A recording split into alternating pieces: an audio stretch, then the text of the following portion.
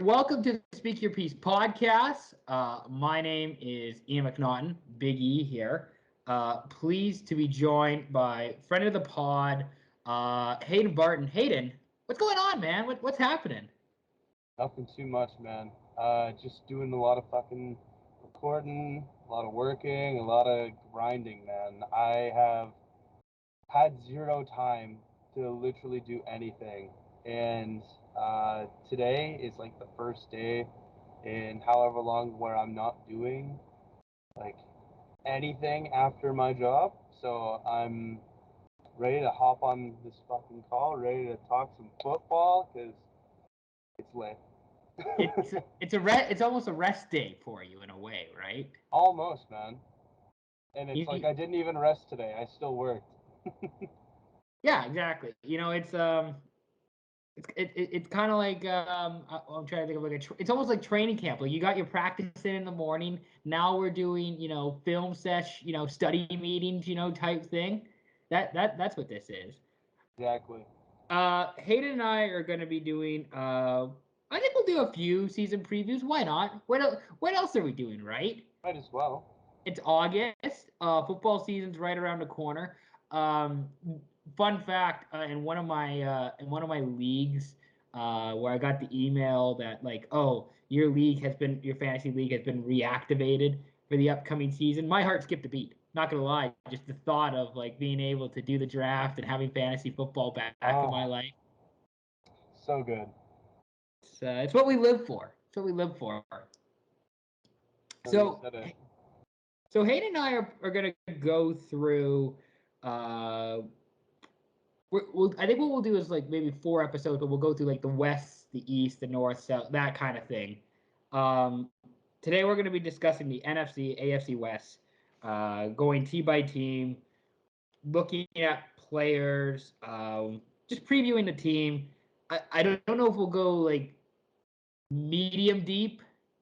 Like I don't know if we need to go like hardcore, but like we're keeping it like we might go a little hardo for some, if you know maybe what I mean. On some teams, yeah. Yeah, like I know you'll probably like if we get to the Saints, you'll want to do a deep dive, and I mean I could probably do a deep dive on the Seahawks today, but like we don't need to do. Well, we'll do the basics and like all around that. We won't make any team special. No. I mean, I can't even think of a special team in this, NFC, AFC West. I don't even know if any of these teams are good, to be honest. Like, what do I know? We're all the same, right?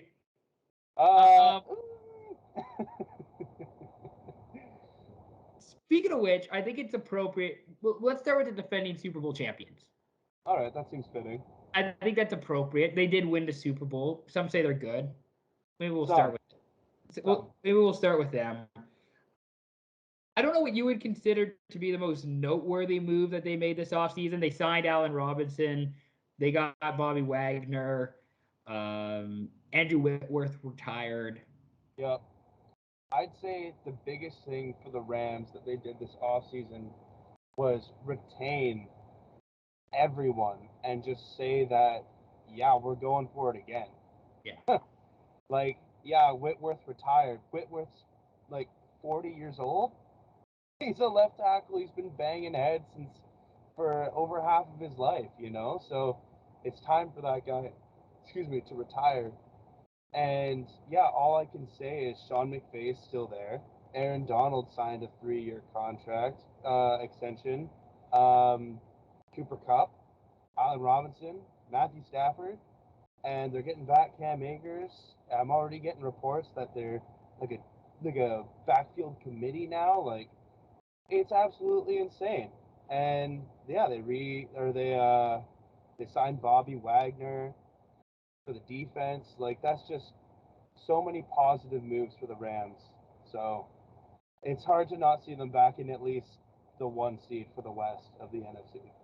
I was saying, I think after they signed Bobby Wagner, where it's like this team needs to be audited. Like, what the hell are they? Where are they getting this money from? How are they making these moves possible? Like, this is not legal. And like, obviously, I'm a Seahawks fan. Some people are gonna say that I'm like slightly biased, but like seriously, this team made so many impressive moves over the offseason. Yep. It's incredible. Um, again, like you say, they kind of get the core together. Like I don't know that they're doing a lot differently. Certainly offensively, like you still have the main guys, like you say, Stafford, Cup. Mm-hmm. Um, you know, Van Jefferson's going to be probably the third wide receiver. Allen Robinson's going to be replacing Odell. And I don't apparently, know if Allen Robinson is looking fucking fresh yeah. and mint. Like, coaches love him. So this is why it's scary because, you know, Cooper Kupp. Sorry to interrupt you, but Cooper Kupp, like, he's a great slot receiver. If you look at his stats on the outside, he's terrible. He's actually terrible, which no one looks at, no one talks about. Cooper Kupp is the most dominant inside receiver, so you need an outside receiver, and that's exactly what they're getting in Allen Robinson. That's exactly what they had last year in Odell. So and I don't know if there's talks about Odell going back to LA. I don't know if It wouldn't make sense in my eyes. I don't think so, but you know, he might do something like that of just like, yeah, I'll sign with the Rams in early November again and just like, yeah, I'll join you on another Super Bowl run. I heard that Sure. there was talks of him going to the Bills potentially. And that makes a lot of sense too. Right? Like Like they don't have another like one on number two. Like they have Diggs and I can't even. I don't even know. Cole Gabriel Beasley, Davis. I mean, yeah, Gabriel Davis, yeah, and then I guess Isaiah McKenzie. But it's like maybe put Odell there. Why? Fuck Is it. Why not? is what's his name? The unvaccinated like slot receiver. Cole What's his name? Beasley. No, he Co- got cut. he got cut. Okay. Yeah. Um, yeah, I mean the Rams like they'll probably run like a bit, quite a bit of like 11 personnel, like another running back and a tight end. They'll go three wide receivers. They'll throw the ball quite a bit. We'll see if Cam Akers is, completely healthy. It's kind of weird the Rams running back situation. Like not to say it's a bit of a cursed spot, but it's like Todd Gurley obviously, they got the most out of Todd Gurley when he was the starting running back that they could. They milked Yeah. that cow for what it was worth, like to use an expression. Um, Sony Michelle was like all right for when he was there. He was good, which Yeah. really like surprised me. And then now it's like Cam Akers, Daryl Henderson. The guy I'm really looking forward to watching is Kyron Williams. He was with Notre Dame through college. Now he's going to be probably the third running back on the team. Like, Yeah, he's probably gonna be like call up almost, or even special teams worthy right now. yeah, and I mean, he was an elusive, you know, twitchy back at Notre Dame. Mm-hmm. So, I mean, if they can keep him, maybe use him down the stretch if there's injuries, I'm excited to see him. Yeah. Um, you know, for the first six games I have written down here to start the year are at home. So they're at home for quite a bit to start the year. And for their final six games are in their home stadium. They do have a road game week 17 at the LA Chargers, which is still technically their own stadium. Jesus Christ. How many fans? Do you think that stadium even gets sold out? Probably not. I don't know what day week 17 is on, but I think that's like relatively close to like New Year's Day, I isn't it? think So like it's I think it's January 2nd. I'll search it up right now. so I mean there'll be more people at the Rose Bowl than there will be at that game probably. That could be very, very true, Even yeah. even though the Rose Bowl will feature Oregon and Michigan, like two teams not from the LA area, and the Rose Bowl will be more packed than SoFi Stadium. So something to keep in mind with the Rams. Yeah, I think they're like you say, they're still like a top team in the NFL. They have one of the best coaches. Um, they have a top 10 quarterback, anyways. I don't know how high you want to rate Stafford, but they have a top 10 quarterback, I would say.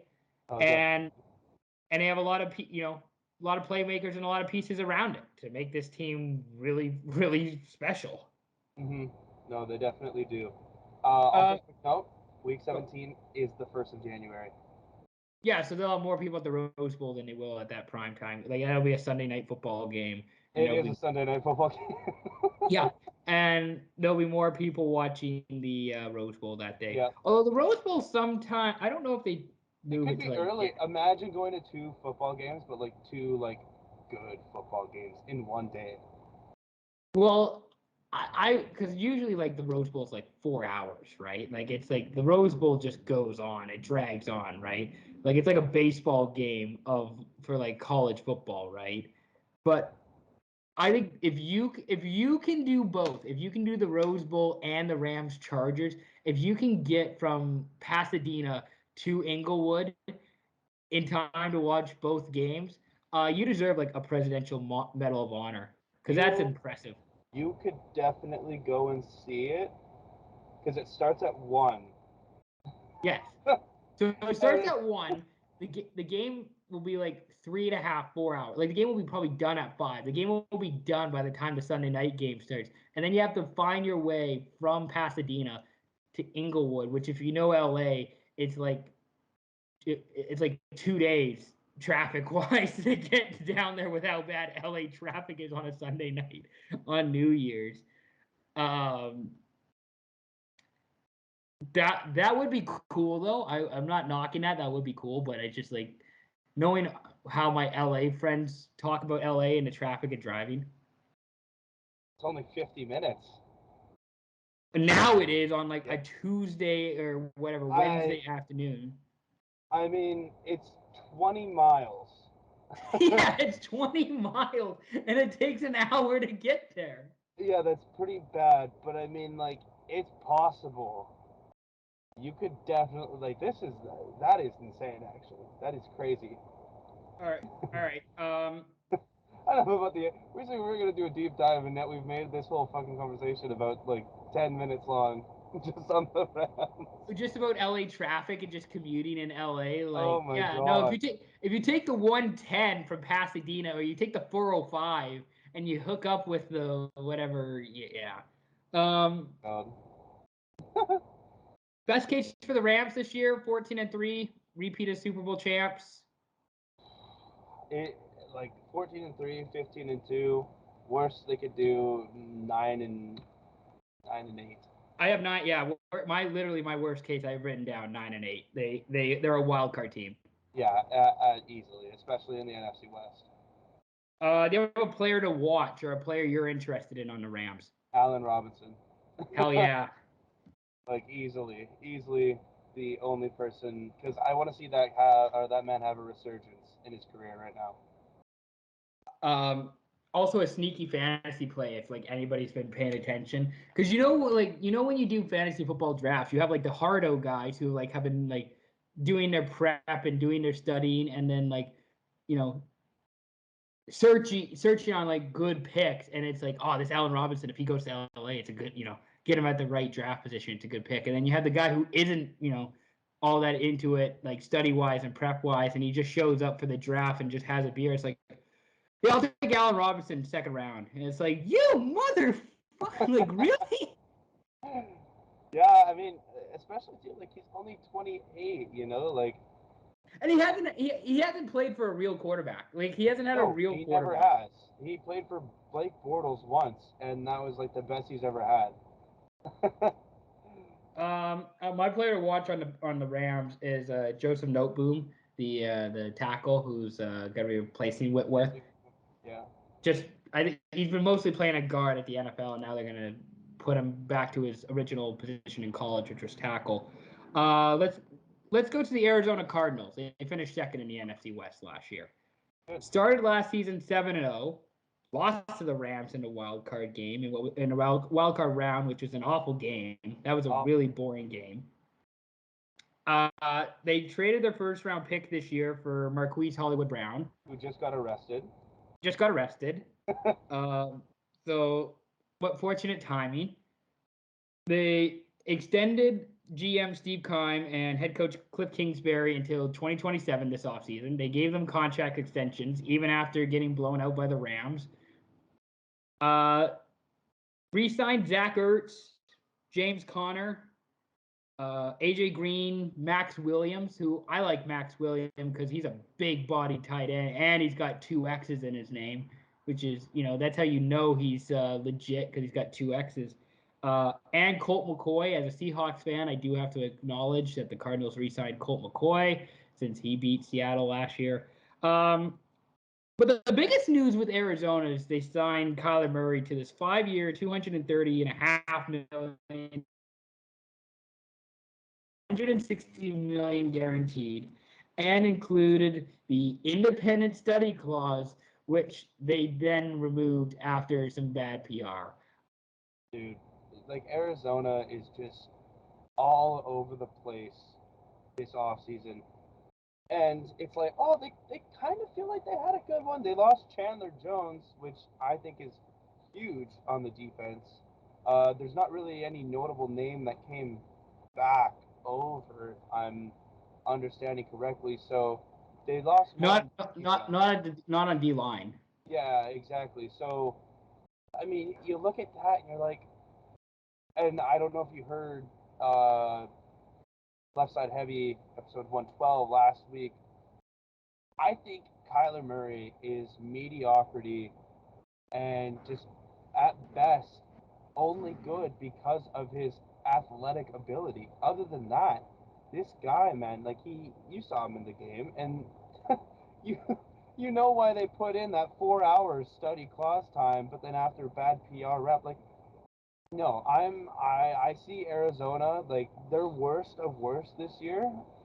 I know you're gonna ask this question, and because they're best second place. They're worst finishing under Seattle. That's how I see it.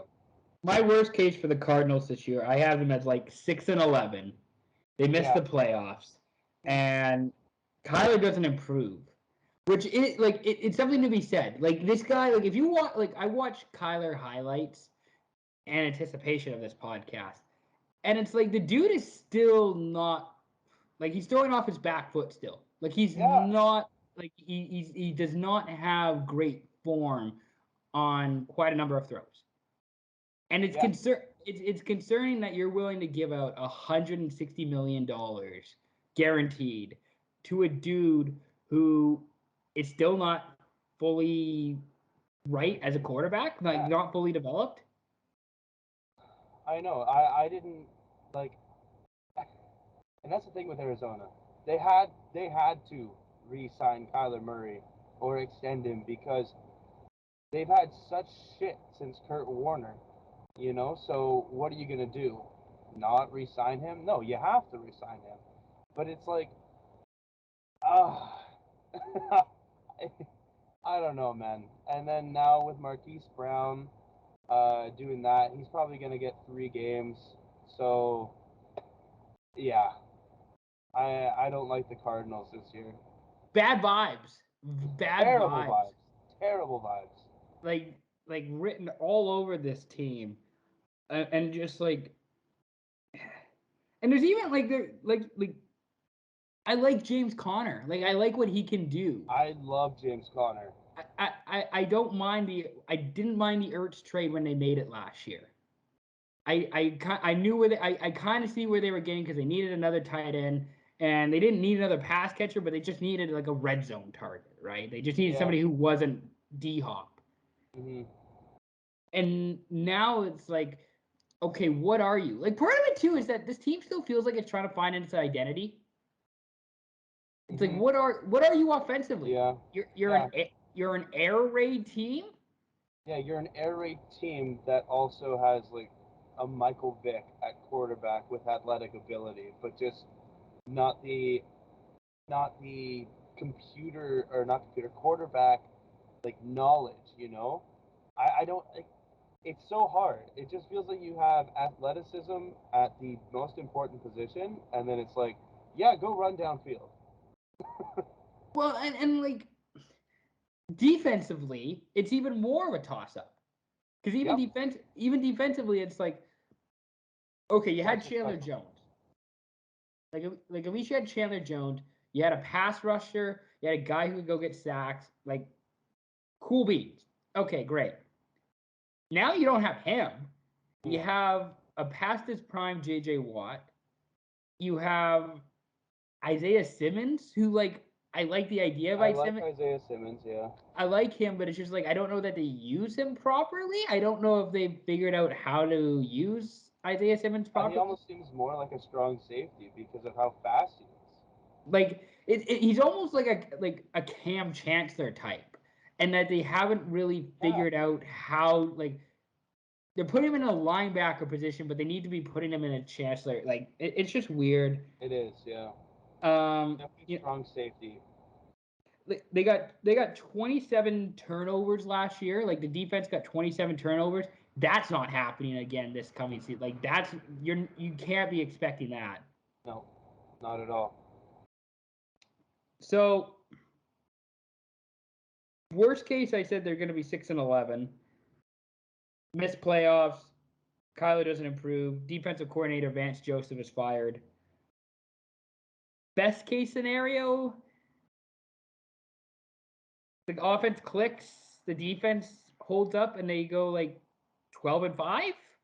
No, I'd say 11-6 is the 11-6. best. Okay. Yeah. Like this team does not feel like they can win a division. No, And it doesn't. even with Hopkins being suspended, like they got Hollywood Brown. It's like, oh yeah, Hopkins is gonna be out for 6 games, so we're at least here we got this replacement. Hollywood Brown's maybe gonna miss the first 6 games of the year. Yeah, I think Hollywood Brown will miss 3 games. 2 games minimum, and I don't really see like anything that serious being more than 3. Like I don't know. It's kind of a toss up for anything to do with what was it? It was like speeding or something. Like He was being arrested. he was speeding. Yeah, Yeah. I can pull it up and check, but like yeah, it we don't need to get into the whole Miami Dolphins / Deshaun Watson punishment things, but like it does feel like a bit of a toss up as to like what he arrested for criminal speeding. Criminal speeding charges. Does criminal mean like over 40 miles? For criminal speeding, a class 3 misdemeanor punishable by up to 30 days in jail, a fine of up to $500, and or up to 1 year of probation. He was arrested for exceeding 85 miles an hour. Oh my fucking god, man. Like, do people not learn, especially from someone who killed someone last year flying over the speed limit? Like, come on. How dumb can people be, man? Yeah, so that's not looking great for the Cardinals. Who's your player to watch for Arizona this year? I think just because. Well, you know what? I'll switch it up. I was going to say James Conner, but I really like Isaiah Simmons. I really want to see how Isaiah Simmons translates more into either a strong safety role or actually being in a linebacker position. I also have Isaiah Simmons because I think this is his third year. Third year? Yeah, yeah. No offense, dude. Like, and I think you're talented, and you just might be in the wrong situation too. Like, you might just be playing for the wrong team. But you got to show something at this level. Like 3 years in, you got to be showing something on a bit more consistent basis. And who knows? Maybe they just play him this year, and then they either trade him or they just cut him or whatever. Like, maybe he goes somewhere else and has renewed success. But in Arizona, this is a big year for him. Yeah, no, definitely could. Yeah. We'll go with San Francisco. They finished 3rd in the NFC West and somehow made an NFC Championship game last year. Oh my god. There's actually not really a lot to discuss about this team. Like San Francisco hasn't really done a whole lot. I mean, they lost Laken Tomlinson, Raheem Mostert's gone, Mohamed Sanu's gone, Jaquiski Tart. Yeah, Tart was a big one. Tart's a big one. They signed Ray McLeod, Terry Hyder, Robert Nkemdiche. There's no big names other than Garoppolo. Now officially allowed to seek a trade. That is the only big name that it can move on from San Fran, or that even has come into San Fran. And personally, uh, I think I think San Fran is better off with Garoppolo. I think Trey Lance is kind of in like a Kyler Murray situation right now, where it's all athleticism. Like he only did good last year when he started because Trey Lance is a very athletic person, very physical, and like he has arm talent. He does. It's there. But just the IQ. The IQ is kind of what throws me off because there were so many open plays where he could have made one decision, but then did the other. He zigged when he was really supposed to zag. So, and I think all you need for San Fran is someone who can hand the ball off to Elijah Mitchell, um, or any other of the third round draft pick running backs that San Francisco drafts every year. So it's yeah, and Trent Williams, oh my God, just because he's big and he can block does not make him more special than anyone else who can do that. Like, he's a great tackle, but come on, man. Like, what's so different about Trent Williams compared to, like, Dwayne Brown?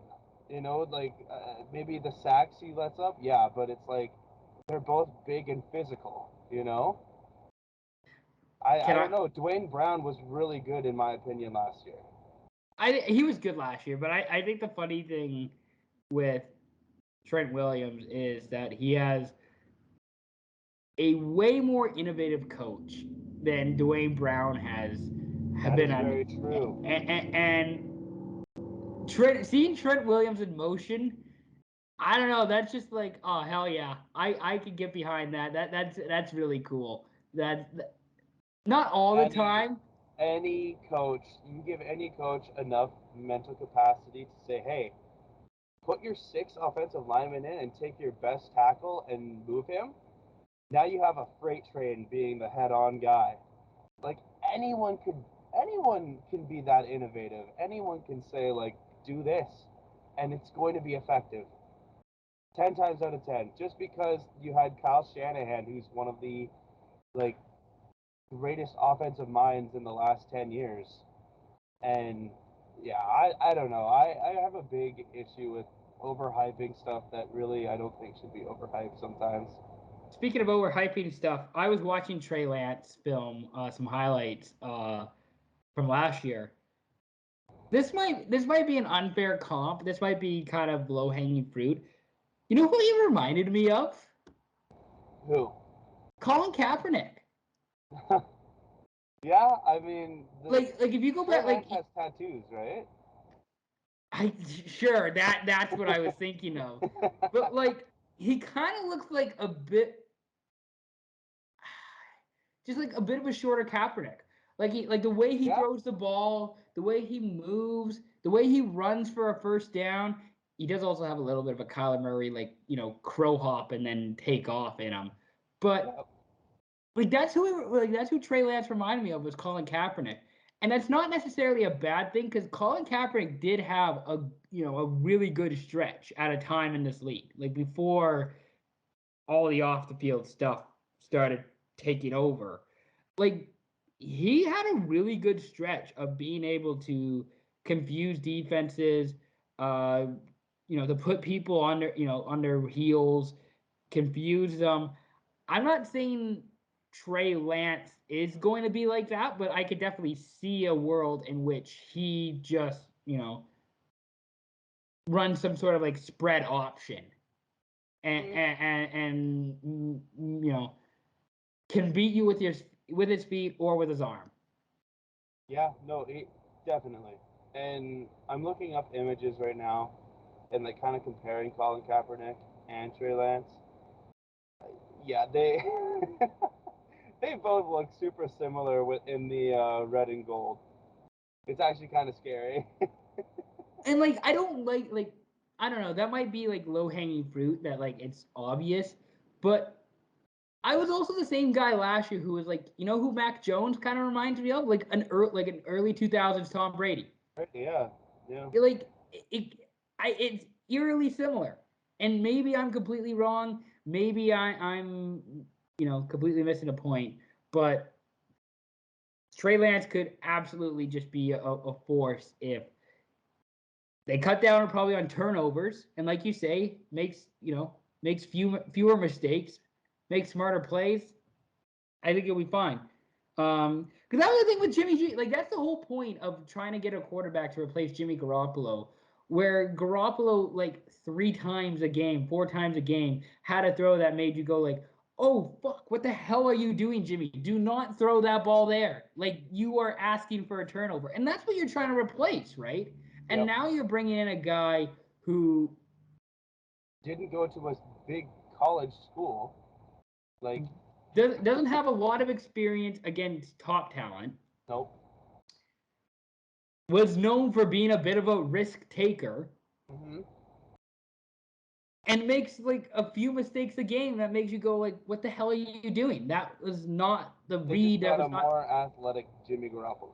Yeah, now he can run. Like now he can escape, or now he can run away and make plays on his feet, which is kind of where every offensive quarterback is leaning towards today. But it's like, all right, it doesn't. If you're still threatening to turn the ball over once a drive, that's still not great. I would take an elite pocket passing quarterback who knows where to throw the ball than any athletic quarterback that can like maybe scramble for the extra like 8 yards that you'd need, you know? Yeah.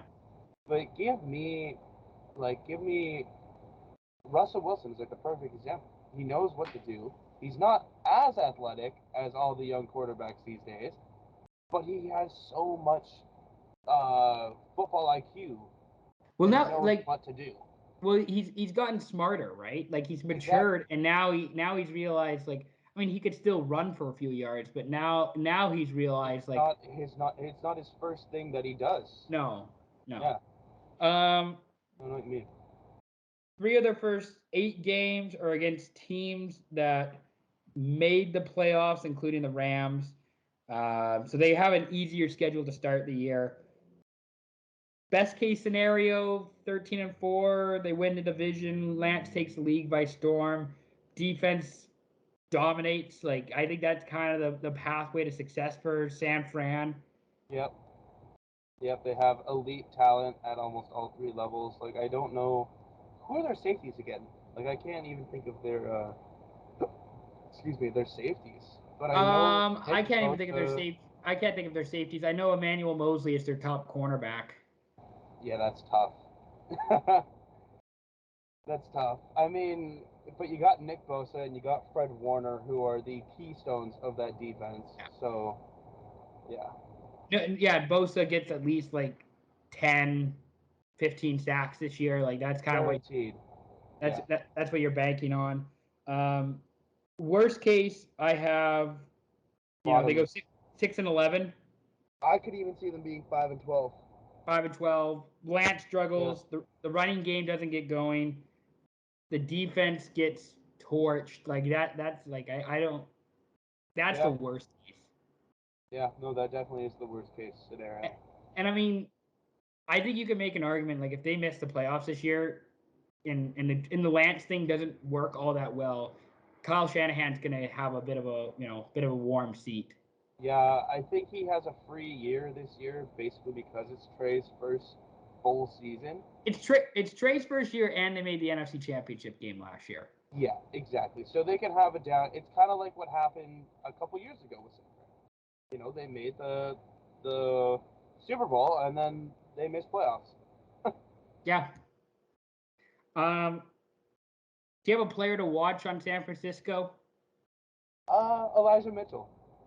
Okay. I'm excited to see exactly who he is because he took the lead role last year, and it obviously could be Debo because Debo just got re-signed, but Mitchell because it was his rookie season last year, and he's on a great offensive running team that can use a wide back and still pass the ball, depending on how Lance does. So it's going to be awesome to see if Mitchell can carry my fantasy team. Mm, Yeah, nice. I left the space blank because I really couldn't find one guy that I was really like intrigued. I could say Brandon Ayuk. I could say Bosa again because Bosa's Yep. healthy. Aziz Al Shair, linebacker who should be back. Yep. You could say Lance. There's a bunch of different guys that you could go with, and I wouldn't be particularly upset with one guy. No. Let's finish off the NFC West then with the Seattle Seahawks. No Russell Wilson or Bobby Wagner on the team for the first time since 2011. That is so insane, man. Yeah. I guess we should start with the whole Russell Wilson thing. I guess we should start with the quarterback position. That is the biggest thing that happened to Seattle this year. So I don't need to talk like the rest. It's happened. The Russ trade's happened. It's over. You're not getting him back. It sounds like, from what I've heard and what I've seen, it sounds like Geno Smith is going to be the starter for this team. That's also what I have heard as well, which I find very, very shocking. Apparently, he's been in the offense more. He has more experience, that sort of stuff. Drew Lock sucks. I wasn't saying it, but that's. Yeah, Geno's been with the first team since the spring. Seems like his job to lose. I think it would be cool as shit. I don't think it's gonna happen. I think it'd be cool as shit if they just became like a 4 or 5 wide receiver team, just spread it all out and just became this passing offense. Like I think it'd be just if they just like they literally zigged. Like everybody wanted them to do it with Russ, but it's like no, we got Geno now and we have a decent offensive line. Now we're gonna be the team that throws the ball like 50 times a game. That would piss off so many Seattle fans. Like I was actually kind of thinking the opposite. I was like, you know what? They just got Kenneth Walker. Unfortunate. Oh, I mean, also Chris Carson. Very, very sad. Yeah. That is absolutely heartbreaking. I hope anything he can come back and be, who we knew he was, and take the league by storm as this fucking guy that no one expected. But I mean, you got Rashad Penny, who looks like he's taking the lead backfield, and then, like I said, yeah, Kenneth Walker. And then Alex Collins got cut, didn't he? Yeah, so it's between probably DJ Dallas. Yeah, DJ Dallas and Travis Homer. Which I mean, honestly, might as well run the 4 backfield committee and just fucking keep running that thing. Like, imagine having 9 people in the box and then have like Lockett and DK on the outside. Well, so like this kind of reminds me of like the 2018 Seahawks when they got shot like first year with Brian Schottenheimer. But basically they just I don't know if all 3 of those guys ran for 1,000 yards, but like all 3 of like Chris Carson. Do you remember Mike Davis? Like I don't know where I think Mike Davis is in Baltimore now. Former Atlanta running back, Chicago Bears running back. I think he had a cup of coffee with Carolina. Mike Davis. Basically, it was Carson, Davis, and Rashad Penny. I don't know if all 3 of those guys had 1,000 yards, but basically, like those 3 guys were like running back. I mean, it was Carson who was the starting running back, but it was kind of 3 running backs by committee, depending on how everybody was feeling. And they ran like they used 6 O linemen. Like that was when George Fant was the 6 OL and on the team. And I mean, it was useful. Like it was limiting because you had 6 O linemen, but it was it was useful at times. Yeah, I don't know what to think of their offense. It's probably going to be like a Seattle Seahawks ground, run the ball, run it on first and second down, pass on third down. Maybe they'll throw some play action in there. The offensive coordinator hasn't changed. Like it's still Shane Waldron from like who they got last year from the Rams. So I don't know if they're adding any new concepts, if they're adding anything different into the offense. They might just be running the offense how it was before with just a new quarterback. You got a bit of a crowded wide receiver room in Seattle with DK, Tyler Lockett, I'm just thinking of guys off the top of my head. D. Eskridge, Freddie Swain. Who else am I missing here? Bunch of guys. Yeah, it's like Lockett, Metcalf, Well, yes. and then a bunch of like guys that have like journeyman receivers almost. Yeah, pretty much. And journeymen are like young guys who are still on like rookie contracts who are still trying to make who are doing some special teams, probably gunning on the side. Yeah, something like that. So offensively, I mean, I don't even mind the offensive line. Like their offensive line this year, like they're going to be using a couple rookies. Like I think their offensive line could be good this year, possibly not good, but like could be better. Definitely Might be all right. Defensively, I kind of like their depth at D line and secondary. Like they drafted Kobe Bryant from Cincinnati. Yeah, like that one. Who was opposite Sauce Gardner all year. And then they got Tariq Woolen, who, like, I don't know if you've seen Tariq Woolen. That dude has apparently, like, a 5'2", 5'3", 40-yard dash time and is 6'4" at corner. Dude's just lanky with speed. 5'2"? No, 4'2", like a 4'2" or 4'3", like 40-yard dash. You said 5'2". No, 4'2". Like he's really fast. Like he has. Okay. No, if Seattle drafted a quarterback with a 5'2", 40-yard dash, I'd be like, Brandon Browner, who are you? yeah, Brandon Browner, welcome back, baby. Oh my God! When you said speed, I'm like, 5'2" for a corner is not speedy. That's like CFL reference right there. Let me just reiterate myself. He's like a 4'2" or 4'3", maybe even 4'4", like 40-yard dash. I'm really fast. I think he has like a 98 overall and 97 overall speed in Madden this upcoming season. Okay, yeah. So like, I like pretty that. Good. I like that depth at secondary. I like their depth at defensive line, especially with Shelby Harris, who came over in the Russell Wilson trade. I think we talked about it before, but I feel like the Seahawks will just find a way to win 6 games. They always do. Like they play every team hard. So I don't not expect them to kind of show up and show out against teams in their division. Yeah. Like that's why when we talk sometimes I have my honest prediction of just them at least getting 3 games in their division. Whether that be splitting or sweeping a team. Like it happens. Like they'll beat San Francisco once at least, because we always find a way to beat San Francisco. Like I can't remember what the stat is, but like I think it's like San Francisco has beat Seattle once in their last 15 meetings. Like I don't know.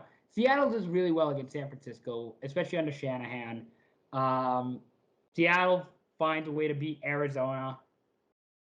I mean, that kind of I would believe that stat any day of the week. So, yeah, I think Seattle.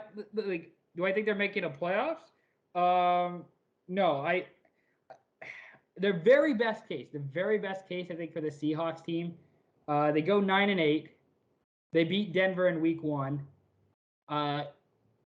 Both DK and Lockett get 1,000 yards each, and they're like a wild card team somehow. Like they're like the Chicago Bears years ago when the Bears just snuck into the playoffs and had no business being in the playoffs with Mitch Trubisky. Like that's what the Seahawks team is they just sneak into the playoffs while having no business being in the playoffs. Yeah, no, I know what you mean.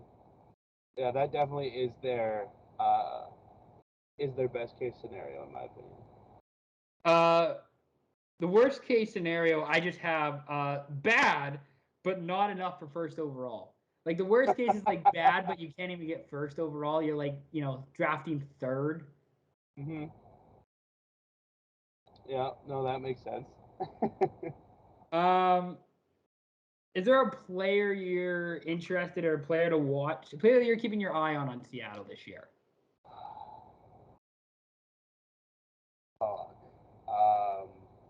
Can you name like? Well, you could probably name like 5 Seahawks, but Oh no, I could name a few. I'd say. I mean, if yeah, we get discount Penny, Geno Smith, I guess Drew Lock. So let's not count him. Metcalf, Lockett. Is their tight end still Everett? no, he's not No, on the team. Everett moved to the Chargers again, right? Yes. Yeah, okay. So then there's no Everett. You lose Bobby Wagner. Is KJ Wright coaching there now or something like that? No, Did I he see just that? retired. He just signed a 1-day contract with Seattle, so he just Okay. retired. Okay, so that's the thing. Isn't there someone DJ Reader on the No, defense? he left in free agency. He signed with the Jets. Jesus Christ, dude, this defense has gone pretty irrelevant for me.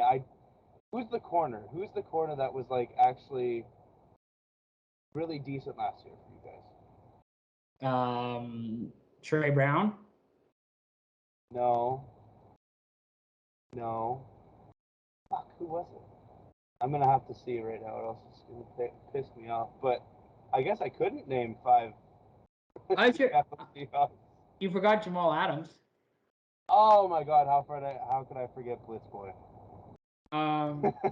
Who apparently, by the way, is not 100% healthy. Yeah, I saw that as well. Quandre Diggs. Quandre That's who it Diggs. is. He's Yeah. safety. I thought he was corner. No, Huh. he's Yeah, no, he is a free safety. yeah, no. Apparently, Jamal Adams is not 100% healthy for whatever reason. I don't know why. That's interesting. You know who else I should have gotten? Jordan Brooks. Cody Barton. Cody Barton. Yeah. There is a Barton on. Yeah, it's a tough look, isn't it? Yeah. My player to watch on Seattle. My player to watch on Seattle, by the way, Will Disley, tight end.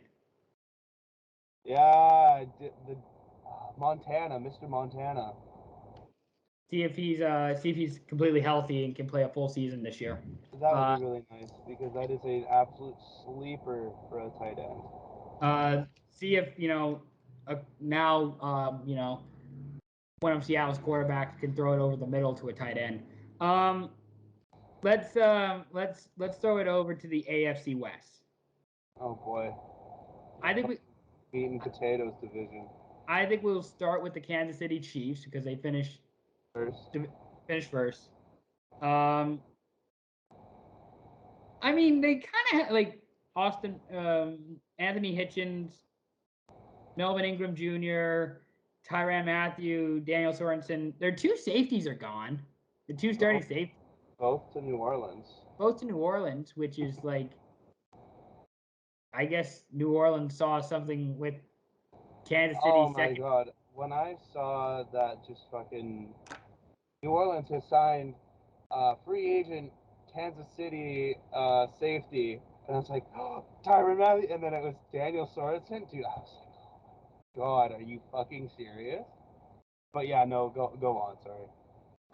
They added Carlos Dunlap, Ronald Jones, Justin Reed, Juju Smith-Schuster, Montez Valdez-Scantling. Traded away Tyreek Hill. Yep. Drafted Sky Moore. Drafted Justin Ross, by the way, from Clemson too. Like undrafted free agent. So they signed him. He's a Clemson guy. I think he was on their national championship team. I mean, I'm curious to see what the offense looks like because that's the first thing I feel like we have to talk about with the Chiefs is like their offense.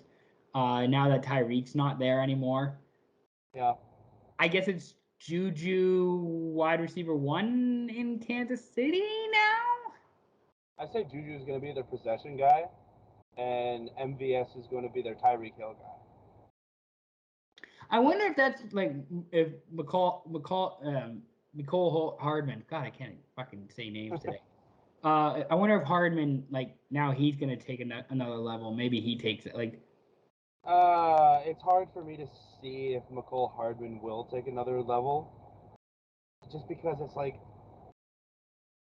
you've had this opportunity for 2 years to be the number 2 or the number 3 even, And it's like even when you were one-on-one, Mahomes would still throw it to Kelsey or Hill.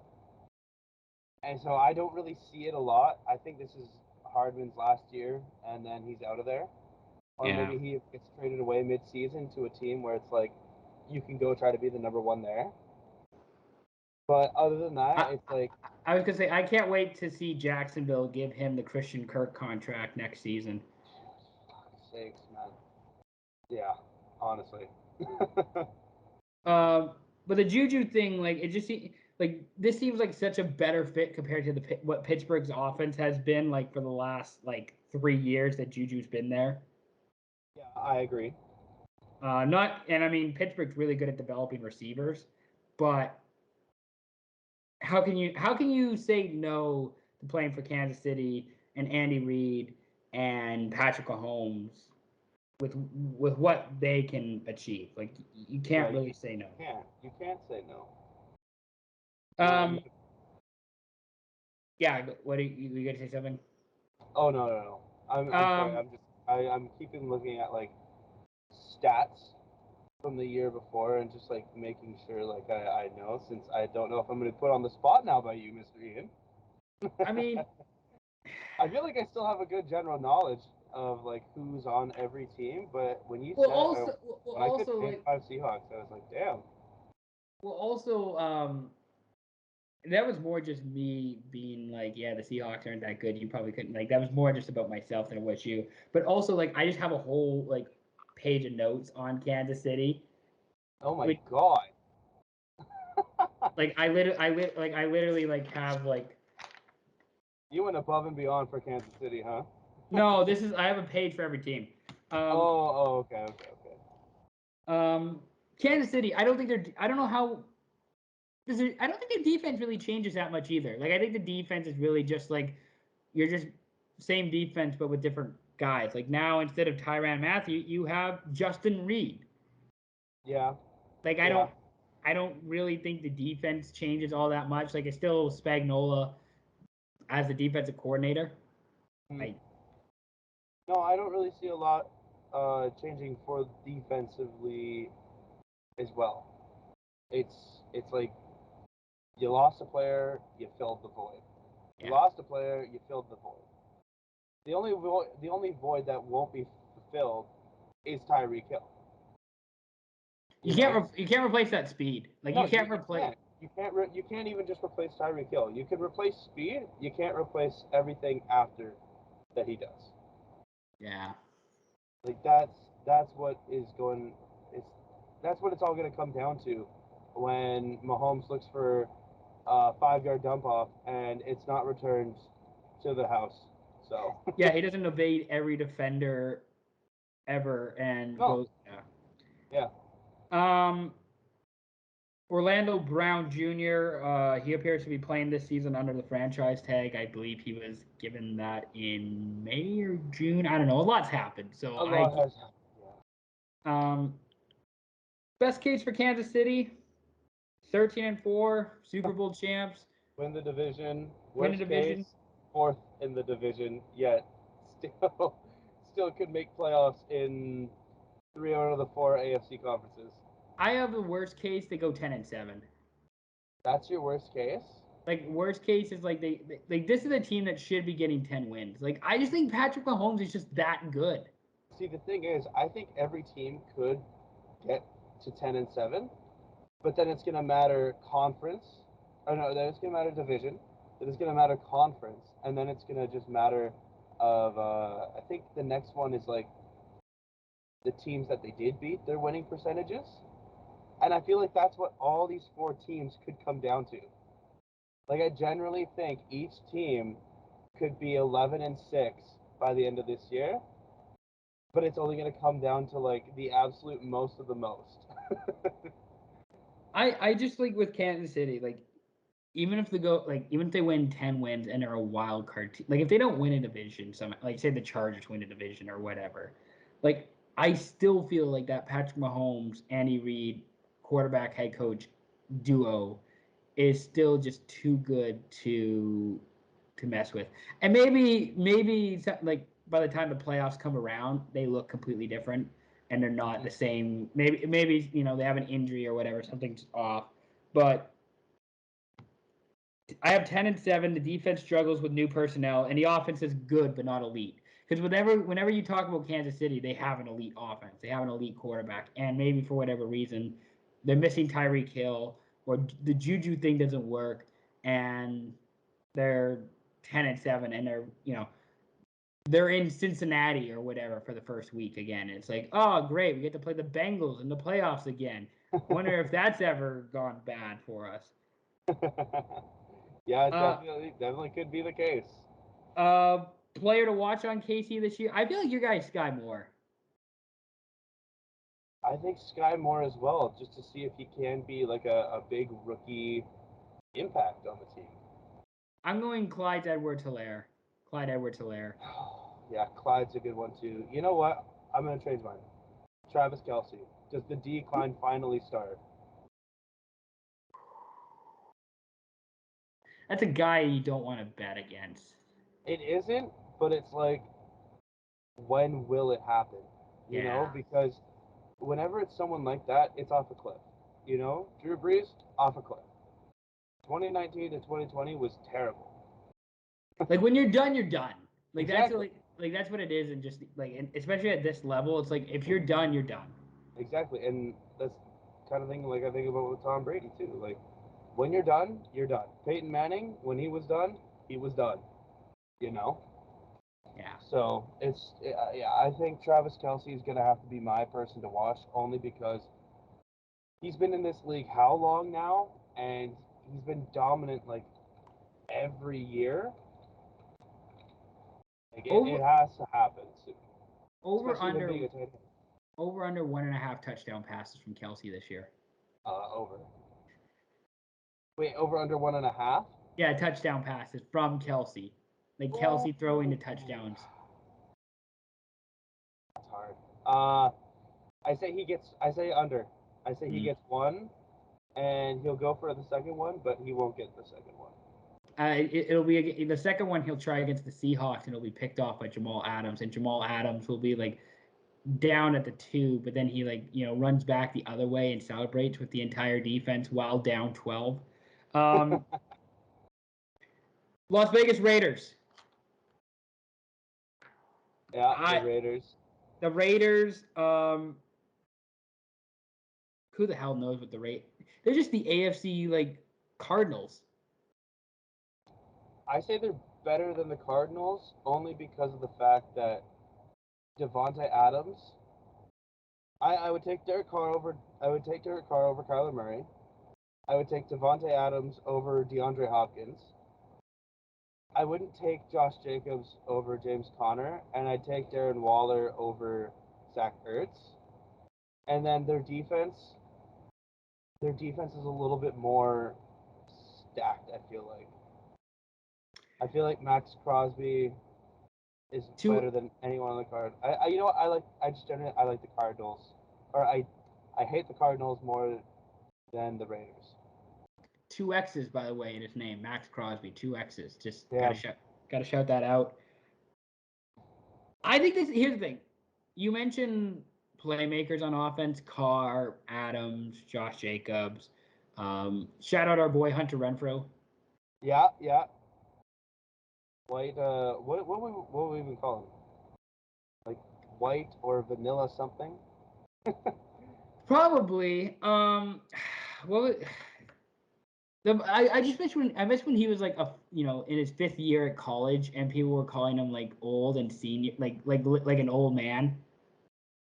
He does have a receding hairline, though, right? Probably.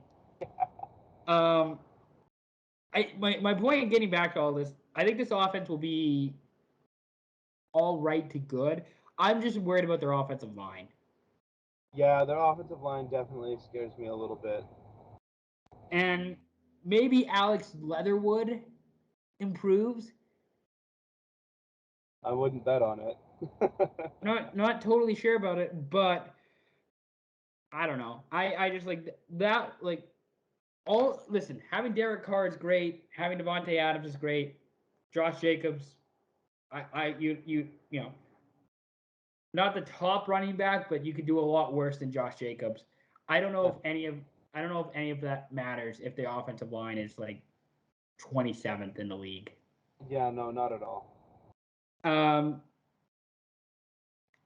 Defensively, I have some concerns, mostly like linebacker, defensive back. I thought one of the actual like kind of redeeming things that Gruden did as a coach, or maybe it was Mike Mayock, I don't know, was sign Nick Kwiatkowski and Corey Littleton as linebackers. It was like it was actually like a bit of a savvy move, and now they're both gone. Mm-hmm. So now it's like, can they cover anybody?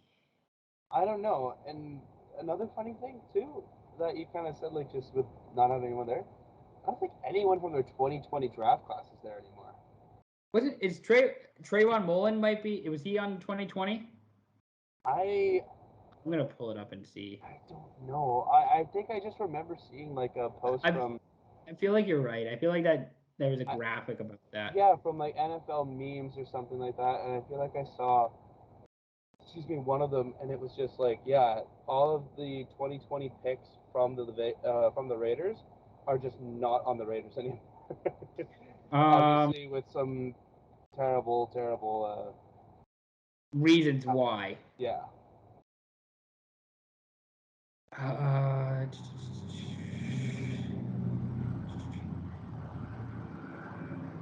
am trying. Yeah, you can't. So like the 2020 draft class for the Raiders includes Henry Ruggs. Yep, Damon Arnett, Lynn Bowden Jr., who, if I could remember correctly, wasn't he traded like after the draft? I think so, yeah. Wasn't he traded to Miami? Like he was, I don't know, like a 4th round pick, and they traded him to Miami for a 5th round pick. Let's see. Tanner Muse, I know, is playing for the Seahawks. Like the Seahawks got Tanner Muse. I know that much. He plays for the Miami Dolphins now. Yeah, Brian Edwards playing for Miami, or Lynn Bowden playing for Miami. Brian Edwards trained. Brian Edwards was traded to Atlanta. Yeah. John Simpson and Amik Robertson. We're both cut. Right? Yes, I believe both of those guys were cut. Yeah. Jesus, this is awful. Okay, listen. So, you know what's cool about the Raiders? You know what? They have a great pass rushing duo with Chandler Jones and Max Crosby. That's gonna kick ass. Yeah. One would think. Mm-hmm. And again, going back to the offense, Carr's arguably got his best plethora of offensive weapons since entering the league. Yep. Now he needs to take advantage of it with Josh McDaniels as head coach. Mm-hmm. What's your best case for the Raiders this year? Again, like I was saying, literally every team could finish first and last, and that's how I view it. That was my original thoughts before the season, and I'm keeping it through the whole thing. So, because I was just like, do you know what I mean when I say like the Raiders felt like they were falling upwards in success? Like by the end of the year, the Raiders would have like 8 wins or whatever. It's like, how the hell did this team win 8 games? They just do. And then like you look at their schedule, it's like, oh, they beat the Bears once, they beat Atlanta, they beat the Jets, they beat like Indianapolis or something. Like they beat all these like weird teams, and then they get a couple divisional games. It's like, I guess this team gets to 8 wins somehow. Some way, somehow. My best case for them this year, they go 10-7. The offense takes off. The defense is good enough. They win the wild card. I don't know if they're good enough to win a division, but I think they're good enough to be a wild card team. I think the worst case is 6-11. Offense doesn't get going. Defense gets outworked, and they're just outplayed. Like I think the Raiders feel like a high floor, low ceiling team. Yeah. Yeah. No, do you mean high ceiling, low floor? No, I think like low ceiling, You high mean? floor. Oh my. Like, Okay. like I feel like this team, like I'd be surprised if they lost more than like if they didn't. I'd be surprised if they won fewer than 6 games. I would be surprised if they won more than 10. Like I think 6 to 10 wins is like the sweet spot for this team. Yeah. Yeah. That's very very obtainable. I'd say for them. Player to watch on the Raiders. Derek Carr. Hell yeah. How does he do? That's the question. New coach, new top receiver. Hmm. Time to just absolutely be the best that he can be. He's a That's great guy too. Like he does so much for like the whole community of the Raiders. He deserves to have some success, I feel like. Well, you know what's funny? Like I remember, and I was like one of those people who were like, "Oh, Gruden's, now that he's coach, he's certainly going to want his own guy as quarterback." Like it's like it kind of felt like how NFL coaches or GM mindsets like, yeah, we need to get we need to get our guy in here. Derek Carr isn't necessarily our guy, but like Carr's been a Raider now for like what 8 years? Yeah, yeah, Like that that, could be 8 years now. Yeah, like that's just incredible. The fact that it he's is. been with the fact he's been with that team for so long and has put up with all that bullshit in that organization of relocating, having his coach, having one coach fired, another one removed mid-season because of some emails, um, weird ass ownership. Like Derek Carr does not get enough credit. Some people are saying he's a Hall of Famer. I don't know if I go that far with Derek Carr, but I do think he deserves a Yeah, bit more Javonte recognition. Adams is saying he's a Hall of Famer. I would not say that at all. No, no. No. Um, let's talk about the Chargers then. Let's go on to the another AFC West team who missed the playoffs by a field goal. That sounds good. Yeah, that's too bad for them. They signed J.C. Jackson, Sebastian Joseph Day, Gerald Everett, Bryce Callahan, Kyle Van Noy, got Khalil Mack. I think that I mean, you can start with the offense with this team. I want to talk about the defense because the defense looks fun and it looks loaded with Joseph Day as the nose tackle. You got another Bosa. You got Joey Bosa, not Nick Bosa. We talked about Nick. Joey Bosa, Kenneth Murray Jr., Khalil Mack at linebacker. Um, look at my notes here. Like the team looks really fun, and then we're not even discussing like Asante Samuel Jr., Derwin James, Nazir Adderley, J.C. Jackson, the secondary. Like this team No, looks really fun. they're absolutely loaded, and they have pieces at all positions on either side of the ball. And it's absolutely scary because you're like, how the fuck can you pay for all these people? And then you realize that they're all on amazing deals, especially Herbert, and then Austin Eckler, amazing deal. And then yeah, Gerald Everett, a solid tight end. You got two amazing receivers. You got I'd say a great offensive line, a great defensive line, a great linebacking tier, and then a great secondary. Like they're amazing at every position, and it just all relies on coaching now. Like, is Brandon Staley going to be an idiot, or is he going to be smart and play like going for it on fourth down in your own territory, like almost 80 or 70% of the time, is not good. You got to know when to punt and when to go for it, and if you can fix that, I think the Chargers, like I said, can be first or can be last. I do have in my notes here these new additions should allow Staley to run like his too high system, his too high safety system, because Yep, that he likes playing some cover four, some cover six. yep. He likes doing that a bunch. Yeah, offensively, the Chargers I think are relatively the same. Like they don't have a lot of changes on the offense. Like Mike Williams is back. You mentioned Herbert. Herbert I think will be really good again this year. Mm-hmm. They finished 4th in yards per game last year, 5th in points for. I'm not sure. I don't know how to put this, but I'm not sure quite what the next level of this offense is. If it's just like you say, Staley not making as many coaching mistakes, but there is part of me that would love to have, love to see this team have a third option at which receiver outside of like Jalen Guyton. I mean, Josh Palmer also seems like a really, really decent receiver, in my opinion. Palmer might, because he was a rookie last year, wasn't he? Like he might take off and he might be that third option. Yeah, definitely could. Has So potential.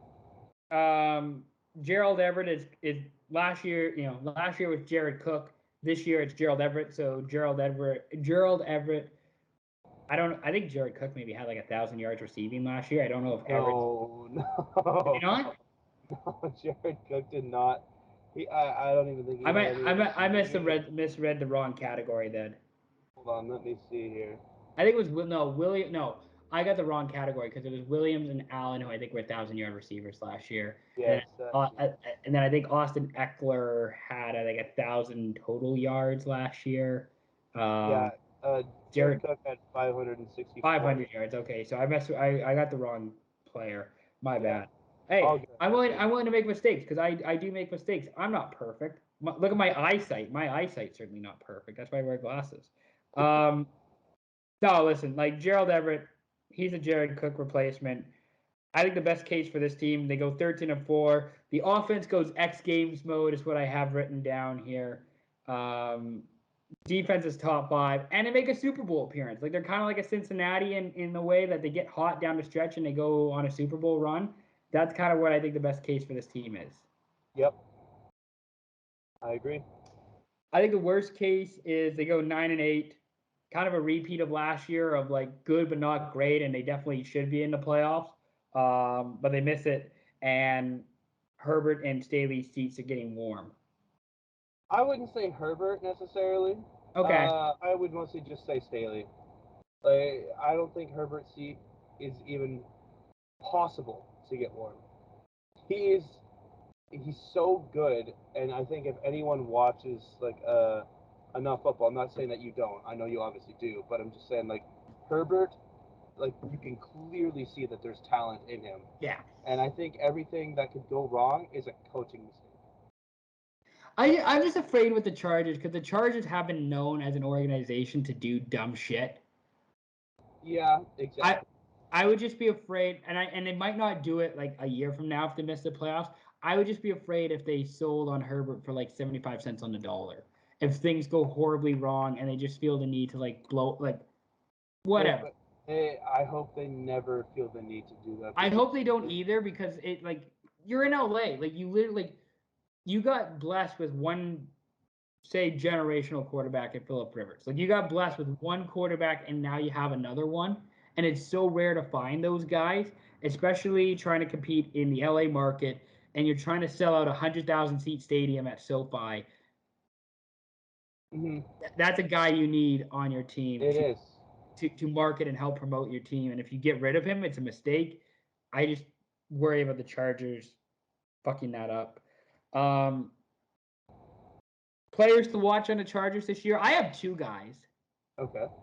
I have Kyle Van Noy because I really like Kyle Van Noy, and he's kind of a weird tweener guy. Like he doesn't like he plays on the edge, but he also he doesn't mind pass rushing, but he can also like it's a weird. He's a weird how I got. They're moving away from his type, like if you know what I mean, right?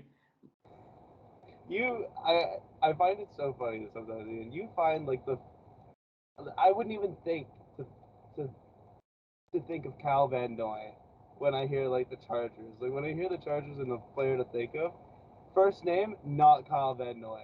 I could have Like, gone Sebastian Joseph Day because I love me a good nose tackle who can just fill gaps and just create havoc inside. But Kyle Van, I like Kyle Van Noy has kind of been this weird kind of outcast because like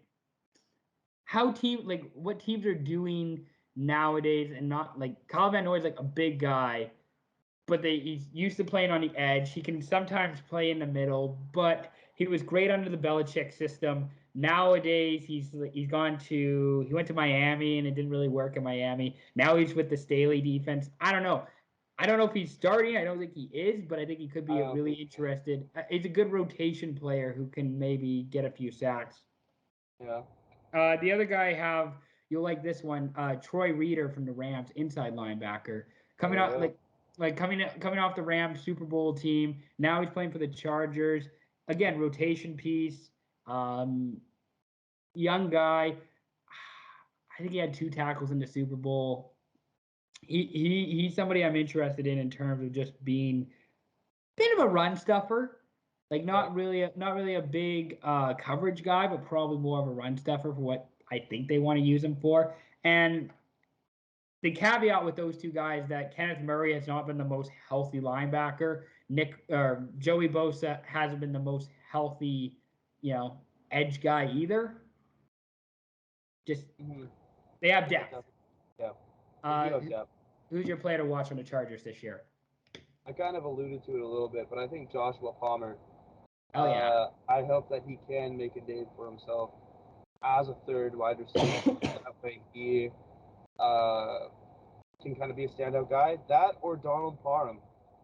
Donald Parham as a tight end, maybe he kind of gets on the rise because he's young, he is tall, and he has great hands. And we're all looking for the next Jimmy Graham, right? Oh my God! Don't even bring his name up. I might cry. All right, let's round this out. We got one more team we're going to do here. We're going to discuss the Denver Broncos. Sounds good. They acquired some dude named Russell Wilson. I don't know, news to me.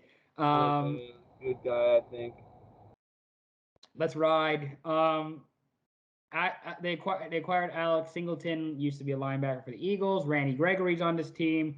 New head coach Nathaniel Hackett. I think this is the first. No, okay. The Raiders had a new coach this year, but another team with a new coach.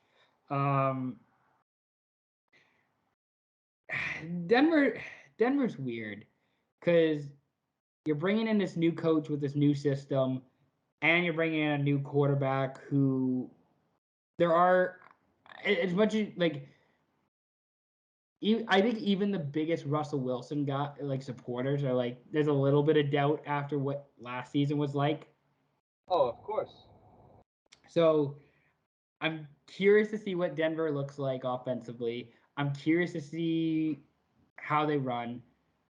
There's a chance that what we see at the start of the year offensively is not even close to what they look like by the end of the year. I feel like with the acquisition of Russ, this is a 2-year process with Denver. So even if they don't do well this year, they're still going to go all in next year. Yeah, I could see that even 3 or 4 years down the road. If they want to double down, because I think Russ's contract is for another 2-3 years. If they want to double down and maybe even extend Russ, sure, go for it.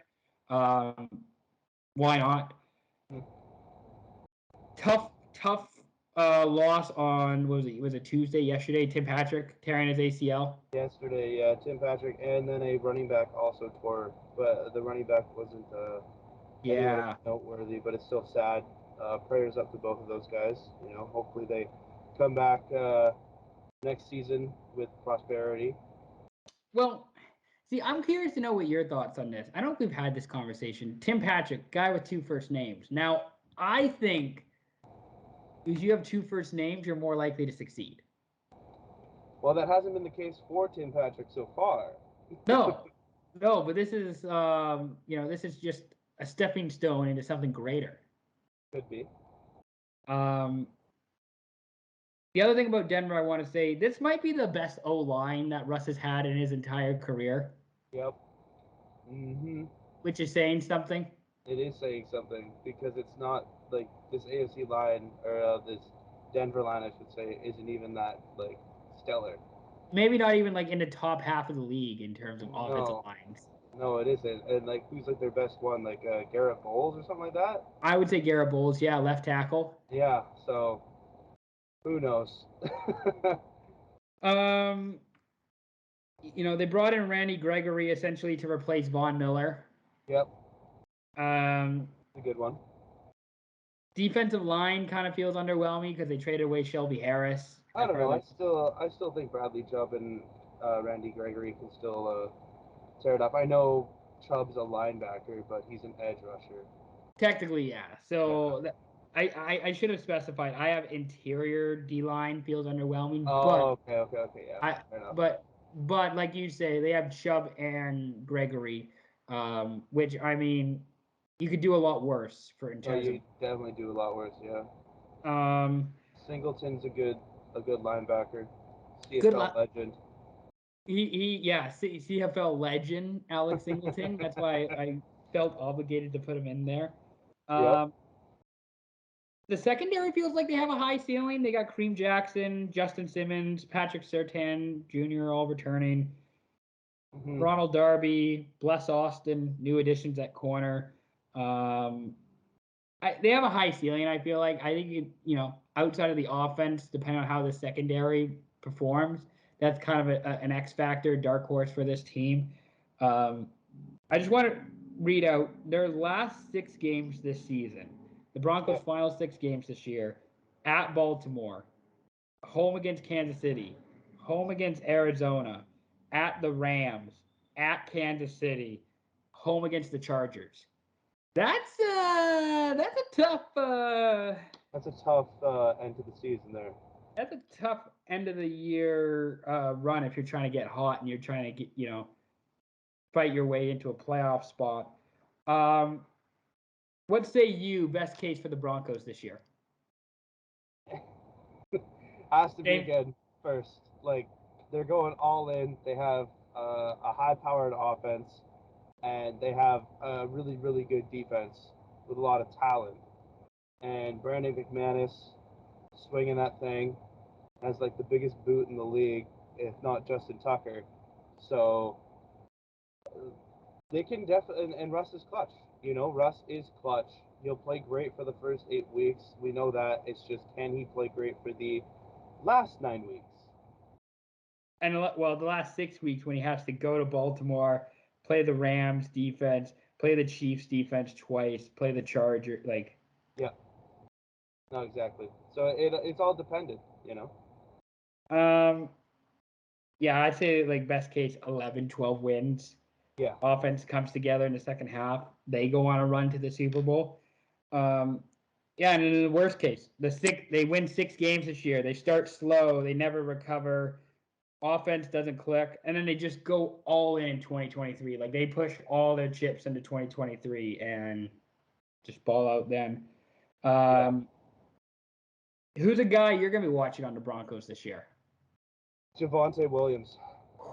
I really, really like Javonte Williams. He is electrifying. Like, more than, like, last year, he reminded me of a more powerful back of Alvin Kamara. Great receiver, and not as shifty and elusive, but more powerful. Like, he definitely takes on contact like no other. And I love that about him. I said this about, not to say that he is Marshawn Lynch, but I remember saying when Marshawn Lynch, like in his prime, where it's like you can't have just one guy taking him down. Like, you need a group of people to take him down. Like, you need 2, 3, 4 guys to take him down, and that's the same with Javonte Williams. Watching highlights of him, like, at least, it's just you need 4 guys to like try and wrap him up, and even then, it's like he might escape. He might get out of it and find a first down. He's just so good. I went with my player to watch is Jerry Jeudy, because he could have like a real, like, if things go well and he clicks with Russ. Yeah. He could be a really, really sneaky, fantasy play and a top wide receiver. Yeah, definitely. It's him or Sutton now. Him or Sutton. So I went with Jeudy, but pick your poison. Yeah, exactly. Either one of those guys could look really good. Haydn, I do think we have 2 things I have to discuss here in terms of mailbag questions. I I think someone put in that they think Seattle's going to finish above San Francisco in the NFC West. It could. Which I think that was their prediction. I think that it was mostly because they're a Seahawks fan and they just wanted to say it. Yeah. Friend of the pod, Aiden Ramage, says Seattle finishes above San Fran in the NFC West. Definitely could. It all depends on Trey Lance, though. Trey Lance and can everybody outside of the quarterback position do well in Seattle? Yeah, pretty much. And then friend of the pod, Ravishir, he says his bet is Drew Lock wins MVP. Hell yeah, brother. I'm all about that. What are the odds on that? Like 1,000,000 to 1? What do you let's check this out. DraftKings Sportsbook has, which I don't know if they're in BC yet. I think they're in Ontario, but DraftKings Sportsbook I think is in BC or it's in Ontario. Pardon? You could do BetSperts. DraftKings NFL odds. Player future. No. Where are we? This is really good podcasting. Just like trying to find something on the internet here. Drew Lock. I don't even know if he's on here. I wouldn't even put him on there. Like, the odds would be so fucking, like, terrible. It wouldn't even be possible. Let's see. Robert Tunyon is on this list. For MVP? Yeah, I'm at the very bottom. This is plus 50,000. So what is that? Plus 50,000. Is that that's 500 to 1? Yeah. Yeah. Kadarius Toney is on that list. Drew Lock doesn't even come up for BetSperts MVP in my search bar, so. Mike Gesicki is 500 to 1. Juju So basically, all we're seeing here is a lot of just unrealistic goals because there's no way anyone other than a quarterback wins MVP, and there's no way in hell Drew Lock even starts. Even gets close, even sniffs it. Not at all. Well. Anyways, that's the podcast. We just previewed the NFC and AFC West. Hope you guys enjoyed it. Haydn, do you have a final hot take or final prediction you want to end off with here? Oh man, hot take. All the AFC West teams finished with the same record, and it comes down purely based to what I said earlier, as in, they'll have to go off of like win percentage. doesn't like I have to go look like through all the tiebreakers, but like if it gets to the point of like 8th in a tiebreaker, doesn't it get to a coin toss? I think it does get to a coin toss, yeah. Let me see. NFL which is hilarious because imagine like making the playoffs or missing the playoffs purely based off of coin toss. So it's head to head. Yeah. Best won lost tie percentage. Best won lost tie percentage in common games. Best won lost tie percentage in games played within the conference.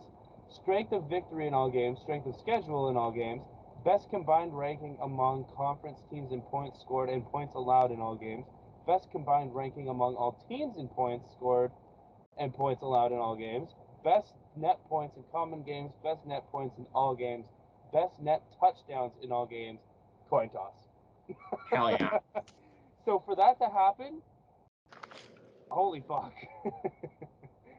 That would be so hard. But I say it gets to, strength of victory in all games. That's the one. Number 5. I like the sounds of that. My hot take.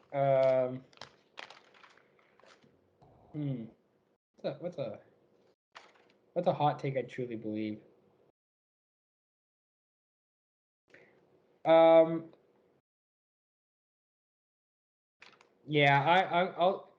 say Seattle wins. Seattle wins 7 games this year. I don't know if that's really a hot take. I think Seattle wins 7 games. It's not as outlandish as yours, but like I think that there's also like a little bit of realism with that. Definitely could be. Yeah. All right. That's the podcast. Thank you very much for listening. You check us out Spotify, Apple Podcast. Watch us on our YouTube channel. We'll be back. Hayden and I will probably be back next week to do I don't know if he wants to do the South. If we want to just get the preview the South divisions next week. We'll decide. We can't wait to do this again. Thank you very much for all your support. We'll be back soon. Peace out.